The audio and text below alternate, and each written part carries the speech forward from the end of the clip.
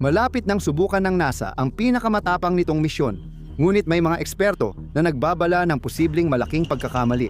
Ito ba ang pinakamapanganib na sugal ng tao o hakbang na magbabago ng lahat? Ako si Josh. Sa episode ngayon ng The Infographic Show, ibubunyag namin kung bakit muling nagpapadala ang NASA ng tao sa buwan ngayong 2022. Ang Artemis 1 ay naging dress rehearsal, isang unmanned flight na sinubok ang Orion capsule bago gamitin para sa tao. Matagumpay ang misyon, pumunta ang kapsula sa buwan, umikot, bumalik at bumagsak sa Pacific Ocean. Masaya ang press release ng NASA. Pag-akyat ng recovery team ng kapsula sa deck ng USS Portland, agad itong sinuri ng mga inhinyero sa ilalim ng spacecraft kaya naputol ang kasiyahan. Sira-sira ang heat shield na mahalaga para mabuhay ang crew sa muling pagpasok sa atmosfera. Ang heat shield ng Orion ay gawa sa avcoat.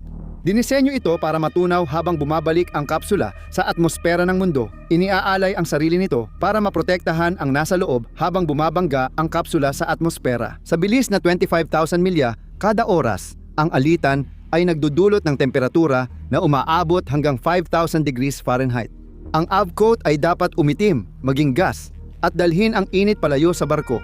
Isa itong sacrificial layer sa Artemis 1, hindi lang ito umitim, kundi nabasag pa. Mga piraso ng shield na parang plato ang laki ang natanggal dahil sa spalling. Sa halip na makinis, ang shield ay parang buwan na maraming bunganga. May malalalim na uka dahil pumalya ang material. Hindi ito dapat mangyari. Ayon sa modelo, dapat manatili ang umitim na bahagi, pero iba ang nangyari sa aktwal. Tinutukoy nito ang pangunahing depekto na binaliwala ng NASA.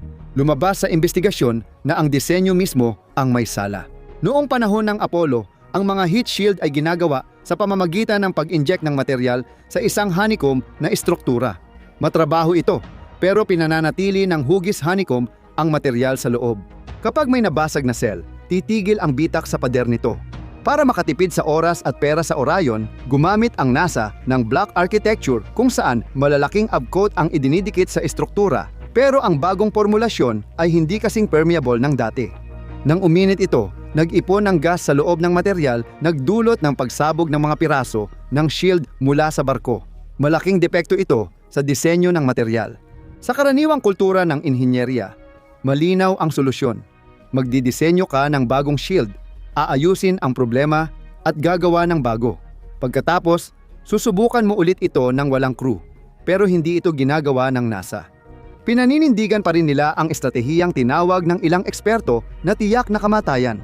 Ang heat shield ng Artemis 2 capsule ay hindi lang kapareho ng disenyo, baka mas malala pa.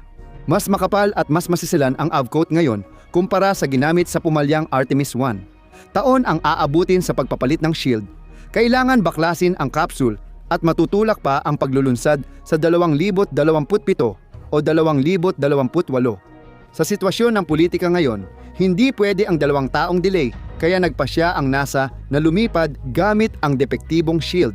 Hindi nila inayos ang hardware pero binago nila ang paraan ng pagpapalipad at re-entry trajectory. Plano nilang ipasok ang kapsula sa mas mababaw na anggulo gamit ang lofted entry para maipamahagi ang init at mapanatiling mababa ang temperatura upang maiwasan ang pagsabog ng material. Sinusubukan nilang lusutan ang depekto sa hardware gamit ang estratehiya sa paglipad para sa dating astronauta. Parang nakakakilabot na deja vu ito. Si Dr. Charlie Camarta, dating astronauta na lumipad matapos ang sakuna ng Columbia, ay nagsalita tungkol dito. Alam niya ang maaaring mangyari kapag tinanggap ng NASA ang depekto. Tinawag niyang kabaliwan ang ganitong paraan at ipinaliwanag niyang magulo at hindi tiyak ang pisika ng muling pagpasok sa atmosfera. Hindi mo mahuhulaan ng tama ang turbulence, gas chemistry o structural load. Ang pag-asa sa maliit na pagbabago ng trajectory para iligtas ang may sira na heat shield ay inaalis ang safety margin mo. Natatakot ang mga eksperto tulad ni Camarta dahil naranasan na natin ito dati. Noong huling binaliwala ang isang kilalang depekto ang NASA, nauwi ito sa pagbagsak ng mga debris sa Texas. Noong Enero 16, 2003 inilunsad ang Columbia mula Kennedy Space Center. Sa ika-82 segundo ng flight, natanggal ang foam insulation mula sa external tank at tumama sa kaliwang pakpak. Nakita ng mga inhinyero sa video review ang insidente at agad nag-alala. Humingi sila ng satellite photos para suriin ang pinsala. Nagtanong sila kung naapektuhan ang heat protection sa pakpak, sabi ng pamunuan, hindi. Iginiit ng mga program manager na dati nang nangyayari ang tama ng foam sa nakaraang paglipad at walang malubhang insidente. Iginigiit nilang normal lang ang panganib dahil walang nangyaring masama noon, kaya naniwala silang hindi ito totoo. Tumanggi silang kumuha ng larawan at sinabi sa crew na walang problema. Matapos ang 16 na araw, nawasak ang Columbia sa Texas at namatay ang 7 astronaut pagpasok muli sa atmosfera. Nang mabutas ng maliit na foam ang unahan ng pakpak, pumasok ang superheated gas at natunaw ang istruktura mula sa loob. Nakakakilabot ang pagkakahalintulad nito sa Artemis II, isang kilalang depekto sa thermal protection system, na may ebidensya ng pinsala mula Artemis I. Gayunpaman, tinuturing pa rin katanggap-tanggap ang panganib ayon sa mga opisyal ng NASA dahil may backup. Sa ilalim ng abcoat ay may carbon fiber na balat. Naniniwala silang kahit mag-crack at mag-spoil ang shield, tatagal pa rin ang balat nito para makauwi ang crew. Itinataya nila lahat sa redundancy, pero ito ay para lang sa emerhensya at hindi dapat pangunahing plano sa paglipad. Kung ang plan A mo posibleng mabasag ang shield pero plan B ang magsasalba, may problema ka na. Nagbabala na ang independenteng safety body at ang Aerospace Safety Advisory Panel, ngunit mahirap pigilan ang momentum ng programa. Naitayo na ang rocket, nakakabit na ang kapsula, naisulat na ang press release. Bakit mas malakas ang pressure na maglunsad kaysa unahing ayusin ang nabibiyak na heat shield? Ang sagot ay libu-libong milya mula sa Florida, sa Beijing. Sinasabi na ang Artemis ay tungkol sa agham, tubig, yelo sa Lunar South Pole at paghahanda para sa Mars. Tama ang mga bagay na yon sa isang banda, pero hindi yon ang dahilan. Nagmamadali ang NASA. Ang Estados Unidos ay nasa paligsahan habang mabilis na umuusad ang space program ng China, ang CNSA. May space station sila sa orbit, nakapaglapag ng rover at nakapag-uwi ng sample mula sa buwan. At layunin nilang magpadala ng taikonaut sa buwan bago mag-2030, hindi na ito panahon ng Apollo. Noong 1960s ang buwan ay finish line lang. Pumunta ka, nagtanim ng bandila at umalis. Ngayon, teritoryo na itong tinitingnan. Ang Lunar South Pole ang pangunahing real estate dahil dito lang may water ice. Ang tubig ay buhay para sa astronaut, pinagmumulan ng oxygen at rocket fuel. Susi ito sa pag-alis sa buwan at pag-abot sa mas malayo. Mas mainam maglunsad papuntang Mars mula sa buwan dahil mahina ang gravity at may fuel sa yellow ron. Kung mauna ang China, baka matapos agad ang gintong panahon ng eksplorasyon ng Amerika. Nag-aalala ang NASA na aangkinin ng China ang mahahalagang lugar ng paglapag. Magtatatag sila ng exclusion zone at president ng pagmamay-ari. Hindi pwedeng maantala ng 2 taon ang pag-aayos ng heat shield. Bawat araw na nade-delay ang misyon, umuusad ang China. Isipin mong grounded ang Amerikanong astronaut habang nagpapadala ng misyon ang China. Isa itong political bangungot kaya inutos na ituloy muna at nariyan pa ang usapin sa pera. Aabot sa $73 bilyong ang gastos ng Artemis program pagdating ng 2025. Mahigit $4 na bilyong ang bawat misyon ng Space Launch System o SLS. Napapanatili ang ganitong paggastos dahil nakalaan ang pera sa tiyak na lugar. Ang SLS ay gawa ng mga kontratistang Boeing, Northrop Grumman at Aerojet Rocketdyne na nagbibigay ng trabaho sa libu-libong tao sa Alabama, Florida, Mississippi at Utah. Tingnan mo ang mga makina ng SLS at makikita mo ang nakaraan. RS-25 ang mga ito. Parehong makina na ginamit sa Space Shuttle. Nakatago lang ang mga ito noon sa imbakan ng NASA. Imbis na lumikha ng mas bagong, mas murang reusable tech tulad ng SpaceX, inutos ng Kongreso na gamitin ang luma para mapanatili ang trabaho ng mga manggagawa. Ang programang ito ay inuuna ang trabaho kaysa eksplorasyon.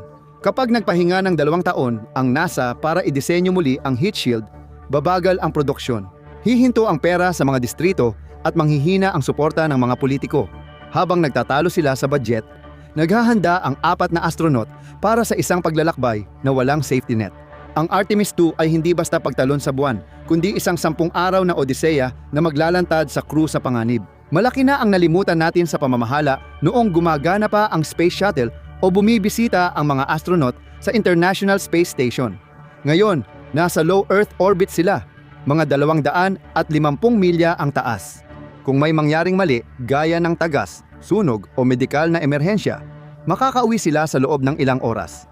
Nasa magnetic field ng Earth sila, ligtas sa matinding radyasyon ng araw. Walang ganoong safety net ang Artemis 2. Bibiyahe ito ng 4,600 milya lampas pa sa kabilang panig ng buwan. Kung magkaroon ng solar flare habang nandoon sila, mapapahamak sila. May storm shelter ang Orion capsule na pwedeng pagtaguan ng crew at napapalibutan ng supply laban sa radyasyon. Pero di ito perpekto. Ang malaking coronal mass ejection ay kayang magbigay ng lifetime na radiation dose sa ilang oras lang. Sa Artemis Brighton, nagkaroon ng power glitches sa capsule computers dahil sa radiation. 24 na beses nagbago ang bits sa memory dahil tinamaan ng energized particles ang electronics. Ayon sa NASA, inayos na ang software ngunit di pinalitan ang hardware at di rin nagbago ang radyasyon.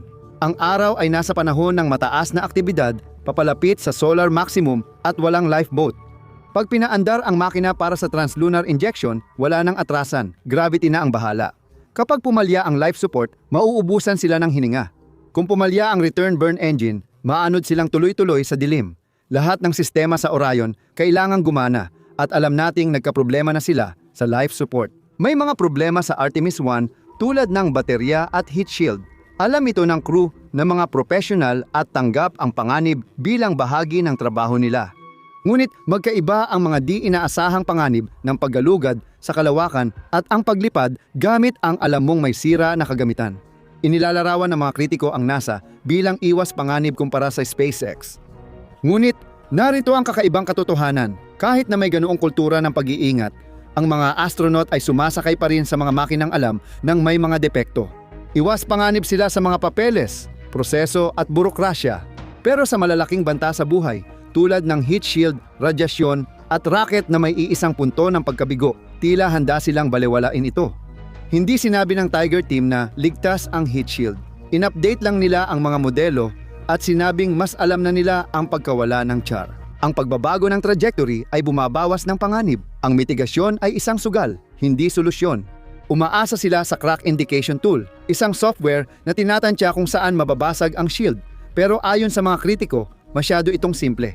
Sinasabing pare-pareho ang material, pero sa totoo, nag-iiba ang katangian ng char bawat 2 segundo habang bumabagsak ang kapsula sa atmosfera. Inamin ng mga taga-suporta ng NASA tulad ni Dr. Danny Olavas na may paglihis ang shield at hindi pa ito tumatakbo ayon sa disenyo. Plano nilang magtiwala sa pagbabago ng trajectory. Bakit? Dahil ang alternatibo ay aminin na matapos ang 15 taon at halos $100 bilyong hindi pa rin handa ang SLS at Orion program. Ang pagkansela o walang hanggang pagkaantala ng Artemis 2 ay malaking dagok sa kasalukuyang arkitektura ng NASA. Ito ay pag-amin na nalampasan na ng komersyal na sektor, lalo na ng SpaceX, ang ahensya ng gobyerno. Ang SpaceX ay gumagawa ng Starship, isang fully reusable na stainless steel na sasakyan na theoretical na kayang isagawa ang Artemis mission sa katiting na halaga. Kung mabigo o maantala ng ilang taon ang Artemis 2, maaaring itigil ng Kongreso ang proyekto at bumili na lang ng sakay mula sa SpaceX.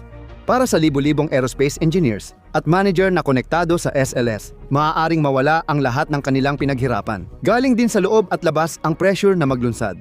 Kailangan nilang patunayang gumagana ang sistema kahit pilit lang pinagsama-sama. Ang tunay na drama ay hindi lift-off, kundi 10 araw matapos nito kapag ang crew ay papasok sa atmosfera sa 32 beses na bilis ng tunog, magdadasal ang mga engineer. Kung pumalpak ito, tiyak nakakalat ang balita. May dahilan ang NASA, pero sulit ba ang buhay ng tao kung mag-zero na ang countdown? Malalaman natin. Panoorin ang minuto-minutong paliwanag ukol sa sakuna ng Challenger Space Shuttle o i-click ang video na ito.